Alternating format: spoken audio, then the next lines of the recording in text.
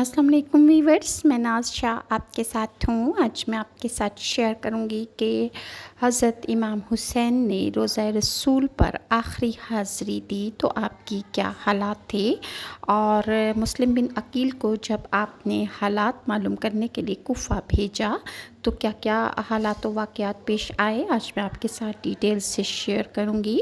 اور کائنڈلی میرے چینل کو لائک اور سبسکرائب ضرور کیجیے۔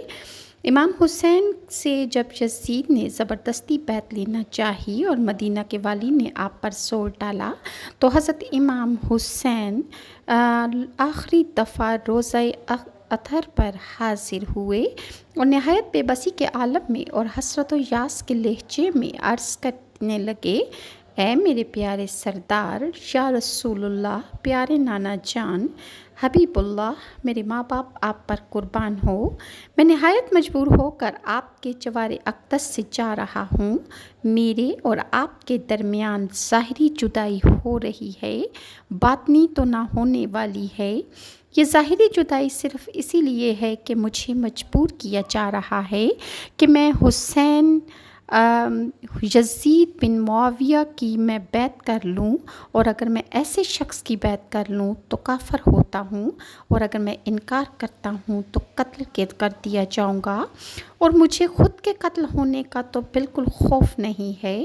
ہاں، البتہ آپ کے شہر مدینۃ الرسول کی اہانت کا خطرہ ہے۔ اس مجبور امر کی بنا پر میں جوار رسول انور سے رخصت ہو رہا ہوں۔ میری طرف سے رسول اللہ صلی اللہ علیہ وآلہ وسلم آپ کے پاس میری یہ آخری حاضری ہے۔ اسی حالت میں حضرت امام حسین روزہ اطہر سے لپٹ گئے اور اس حال میں دیکھا کہ آپ سو گئے، اور آپ نے خواب میں دیکھا کہ نانا جان اپنے نواسہ حسین کو آغوش میں لے کر سینہ اقدس سے لگاتے ہیں اور آپ کو چومتے ہیں، اور فرمایا: اے فرزند حسین، عنقریب ظالم تجھے بھوکا پیاسا رکھے گا اور تجھے میدان میں شہید کر ڈالیں گے، اور تیرے خاندان اہل بیت پر مصائب و آلام ٹوٹیں گے۔ اہل بیت کے چھوٹے بڑے سب کو شہید کر دیا جائے گا۔ بہشت تمہارے لیے آراستہ کر دی گئی ہے، اس میں تمہارے اور تمہارے رفیقوں کے درجات عالیہ ہیں جو شہادت عظمیٰ کے بغیر تم لوگوں کو نہیں مل سکتے۔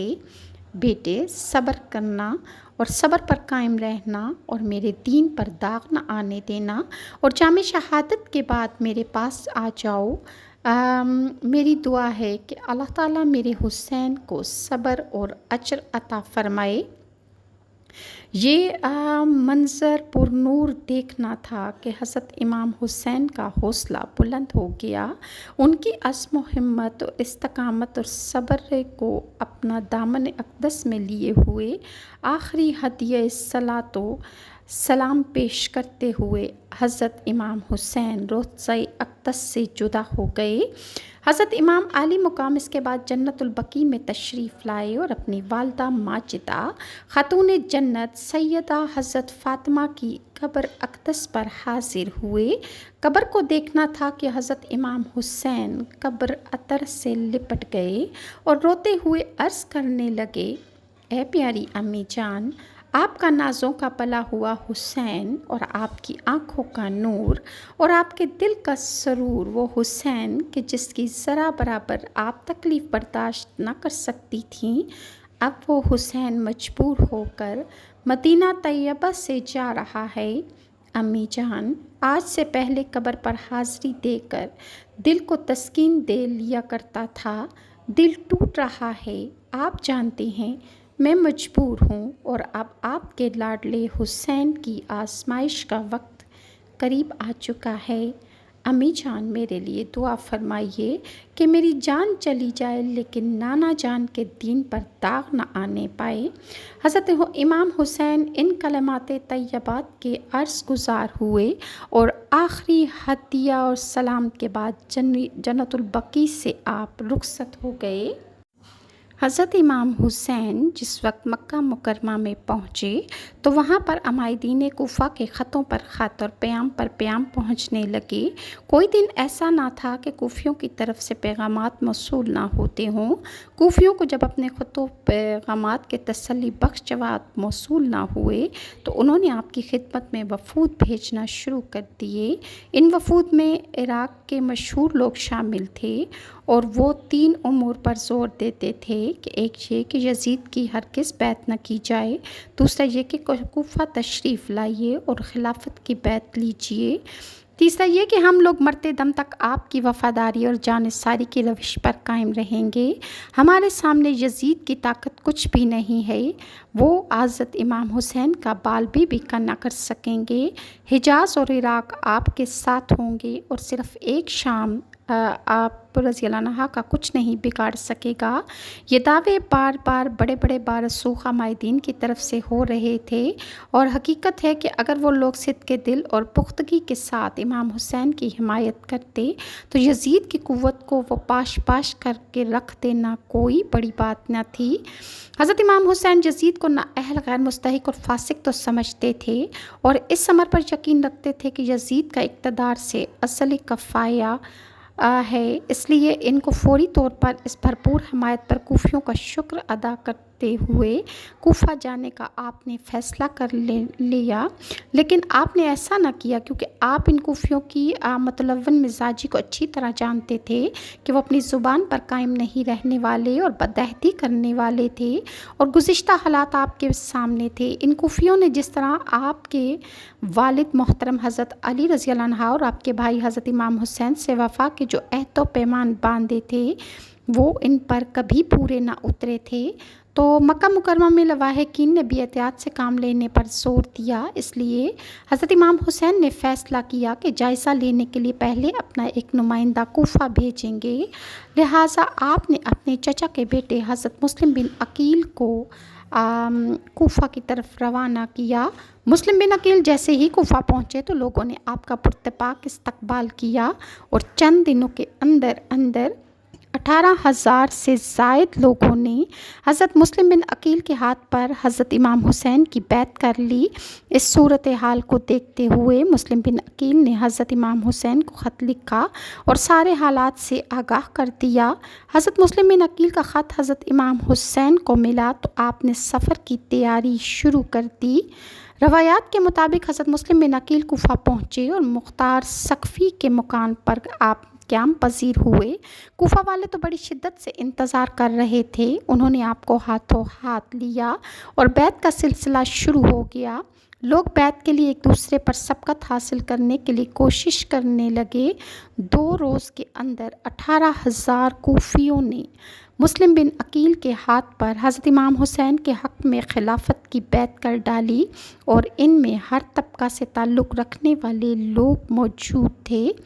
کوفہ کے گورنر حضرت نعمان بن بشیر ایک نیک فطرت بزرگ صحابی رسول تھے۔ وہ کوفہ والوں کی سرگرمیوں کا مشاہدہ کر رہے تھے اور حضرت امام حسین کے نمائندہ کی حیثیت سے مسلم بن عقیل کی قدر و منزلت اور عزت و افزائی پر خاموش تھے۔ آپ بہت صلح جو اور حلیم الطبع بزرگ تھے، اس لیے آپ نے حضرت مسلم بن عقیل کے خلاف کوئی عملی قدم نہ اٹھایا۔ جب دمشق میں یہ خبریں پہنچی تو یزید کی پریشانی کی انتہا نہ رہی۔ اس نے فوری طور پر اپنے مشیروں کا اجلاس طلب کیا اور فوری طور پر حضرت نعمان بن بشیر کو برطرف کر دیا۔ عبیداللہ ابن زیاد کو کوفہ کا گورنر مقرر کیا گیا اور اسے حکم دیا گیا کہ مسلم بن عقیل کو قتل کر ڈالو یا اسے کوفہ سے نکال دو۔ ابن زیاد جو کہ بصرہ میں موجود تھا اپنے 17 سواروں کے ساتھ روانہ ہو گیا۔ بصرہ سے روانہ ہونے کے بعد اس نے وہ راستہ چھوڑ دیا جو بصرہ سے کوفہ جاتا تھا، وہ راستہ اختیار کیا جو مکہ مکرمہ سے کوفہ کی طرف جاتا تھا۔ اس فیصلہ کے پیچھے اس کی گہری منصوبہ بندی اور شیطانی سوچ تھی۔ اسے علم ہو چکا تھا کہ حضرت امام حسین کو کوفہ پہنچنے کی دعوت دی جا چکی ہے اور کوفہ والے شدت سے انتظار کر رہے ہیں کہ کس وقت حضرت امام حسین وہاں پر پہنچیں، لہٰذا اس نے ان معلومات سے فائدہ اٹھاتے ہوئے کوفہ والوں کو دھوکہ دینے کی بھرپور کوشش کی، جس میں اسے مکمل کامیابی حاصل ہو گئی۔ جب وہ کوفہ کے قریب پہنچا تو ایک جگہ رک کر شام کا انتظار کرنے لگا۔ جب اندھیرا چھا گیا اور اچھی طرح انسان کی پہچان نہ ہو سکتی تھی تو اپنے لشکر کو چھوڑ کر چند قابل اعتماد ساتھیوں کو لے کر وہ کوفہ کی طرف روانہ ہوا۔ اس نے اپنے چہرے کو نقاب سے ڈھانپ رکھا تھا تاکہ لوگ اسے نہ پہچان سکے۔ کوفہ کے لوگوں نے اس وقت تک حضرت امام حسین کو نہیں دیکھ رکھا تھا، نہ ہی وہ حضرت امام حسین کی پہچان رکھتے تھے، لہٰذا وہ سمجھے۔ جیسے ہی ابن زیاد کوفہ میں داخل ہوا، کوفہ کے لوگ سمجھے کہ حضرت امام حسین کوفہ میں آ چکے ہیں۔ انہوں نے نعرے بلند کیے اور ابن زیاد مکرانہ انداز میں گورنر ہاؤس کی طرف روانہ ہوا۔ لوگ اس کے پیچھے پیچھے تھے مگر اس نے اس وقت لوگوں کو مخاطب نہ کیا۔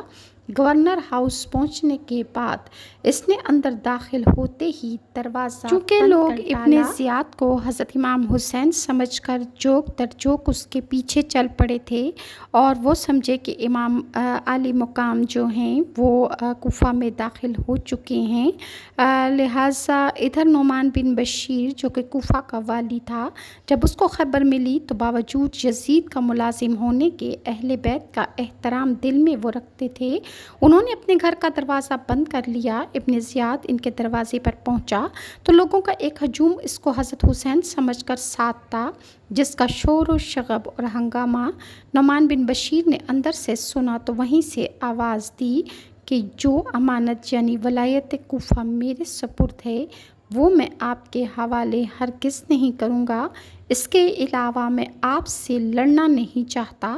نعمان بن بشیر ابن زیاد کو حسین سمجھ بیٹھے تھے۔ ابن زیاد خاموشی کے ساتھ یہ سب مظاہرے اور والی کوفہ کا معاملہ دیکھ رہا تھا۔ اب اس نے دروازے کے قریب پہنچ کر نعمان کو آواز دی کہ دروازہ کھولیے، میں ابن زیاد ہوں، یزید کی طرف سے میں کوفہ کا والی مقرر ہو کر آیا ہوں۔ اس وقت دروازہ کھولا گیا اور اندر جانے کے بعد اس نے پھر دروازہ بند کر ڈالا۔ اگلے روز صبح ہی ابن زیاد نے اہل کوفہ کو جمع کر کے ایک تقریر کی جس میں ابن زیاد نے کہا کہ امیر المومنین نے مجھے تمہارے شہر کا حاکم بنایا ہے اور مجھے یہ حکم دیا ہے کہ تم میں سے جو شخص مظلوم ہو اس کے ساتھ میں انصاف کروں اور جو اپنے حق سے محروم کر دیا گیا ہے اس کو اس کا حق ادا کیا جائے، اور جو شخص اطاعت اور فرما برداری کر کے اس کے ساتھ اچھا سلوک کروں گا، اور جو سرکشی کرے گا یا نافرمانی کرے گا تو میں اس پر تشدد کروں گا۔ خوب سمجھ لو کہ میں امیر المومنین کا تابع و فرما بردار رہ کر ان کے احکام کو ضرور نافذ کروں گا۔ میں نیک چلن لوگوں کے ساتھ مہربان باپ اور اطاعت کرنے والوں کے لیے حقیقی بھائی ہوں، اور میرا کوڑا اور میری تلوار صرف ان لوگوں کے لیے ہے جو میری اطاعت سے بغاوت کریں گے اور میرے احکام کی مخالفت کریں گے۔ اب آپ لوگ اپنی جانوں پر رحم کھائیں اور بغاوت سے باز آ جائیں۔ اس کے بعد شہر کے تمام عرفا نمائندوں لیڈروں کو خطاب کر کے حکم دیا کہ تمام شہر میں جتنے آدمی باہر کے پردیسی ٹھہرے ہیں یزید کے خلاف ہیں، ان سب کی تفصیلات میرے پاس پہنچا دو۔ جو شخص ایسے لوگوں کی رپورٹ ہمیں دے دے گا وہ بری سمجھا جائے گا، اور جو ہمیں رپورٹ نہیں دے گا وہ اپنے پورے حلقہ اثر کا ضامن اور ذمہ دار ہوگا۔ اس میں کوئی شخص بھی ہماری مخالفت نہ کرے گا، اور جو ایسا نہ کرے گا اس سے ہماری ذمہ داری نہیں، ہم اس کو قتل کر ڈالیں گے۔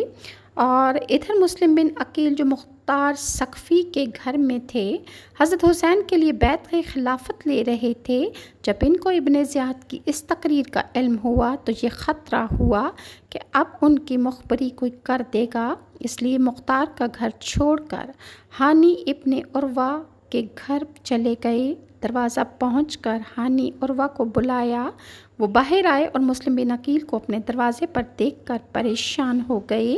مسلم نے کہا کہ میں تمہارے پاس پناہ لینے کے لیے آیا ہوں۔ ہانی ابن عروہ نے جواب دیا کہ آپ مجھ پر مصیبت ڈال رہے ہیں، اور اگر آپ میرے دروازے پر نہ آئے ہوتے تو میں یہی پسند کرتا کہ آپ واپس چلے جائیں، مگر اب آپ میرے گھر میں چونکہ داخل ہو چکے ہیں، اب میں ذمہ داری محسوس کرتا ہوں کہ میں آپ کو بچاؤں؟ اچھا آ جائیے۔ مسلم ان کے مکان میں روپوش ہو گئے، چھپ گئے۔ کوفہ کے مسلمان ان کی خدمت میں خفیہ آتے جاتے رہے، لہٰذا مسلم بن عقیل کو گرفتار کرنے کے لیے ابن زیاد نے چالاکی کھیلی۔ ادھر ابن زیاد نے اپنے ایک خاص دوست کو بلا کر 3000 درہم دیے اور اس کام پر مامور کیا کہ مسلم بن عقیل کا پتہ لگائے کہ وہ کہاں چھپ کر بیٹھے ہیں۔ یہ شخص مسجد میں مسلم بن اوسجہ ازدی کے پاس پہنچا، جن کے متعلق کچھ لوگوں سے سنا تھا کہ وہ مسلم بن عقیل کے رازدار ہیں۔ وہ جب نماز سے فارغ ہوئے تو اس شخص نے علیحدہ لے جا کر ان سے کہا، میں شام کا باشندہ ہوں، اللہ تعالیٰ نے مجھ پر انعام فرمایا ہے کہ مجھے اہل بیت رسول اللہ کی محبت عطا فرمائی۔ یہ 3000 درہم میں اس لیے لایا ہوں کہ یہ پیسے میں اس شخص کے حوالے کر دوں جو امام حسین کے لیے بیعت لے رہا ہے۔ مجھے لوگوں سے یہ پتہ چلا ہے کہ آپ کو اس شخص کا علم ہے، اس لیے یہ روپے آپ مجھ سے لے لیں اور مجھے وہاں پہنچا دیں جہاں وہ شخص چھپ کر بیٹھا ہے، تاکہ میں بھی اس کے ہاتھ پر بیعت کر لوں، اور اگر آپ چاہیں تو مجھ سے ہی آپ ان کی بیعت لے لیجئے۔ مسلم بن اوسجہ نے کہا، مجھے آپ کی ملاقات سے خوشی ہوئی، آپ کی مراد انشاءاللہ پوری ہو جائے گی اور شاید اللہ تعالیٰ آپ کے ذریعے اہل بیت کی مدد فرمائے گا، مگر مجھے اس بات سے خطرہ ہو گیا ہے کہ لوگوں میں میرا نام ابھی سے مشہور ہو گیا۔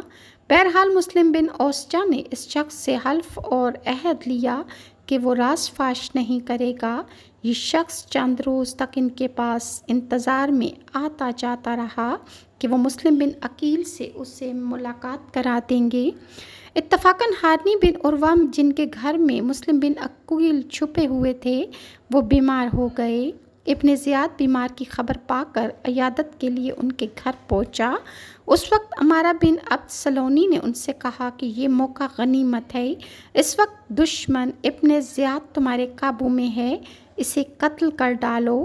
ہانی ابن عروہ نے کہا کہ شرافت کے خلاف ہے کہ اس کو میں اپنے گھر میں بلا کر قتل کروا دوں، مگر اتفاقاً ایسا ایک اور موقع پیش آیا کہ شریک ابن اور جو کہ ابن زیاد کے ساتھ کوفہ میں آیا تھا، مگر اہل بیت سے وہ محبت رکھنے کے سبب ابن زیاد سے الگ ہو کر ہانی بن عروہ کا مہمان اور ہمراز بن گیا تھا۔ یہ شخص بیمار ہوا تو پھر ابن زیاد اس کی خبر لینے کے لیے ہانی کے گھر آیا۔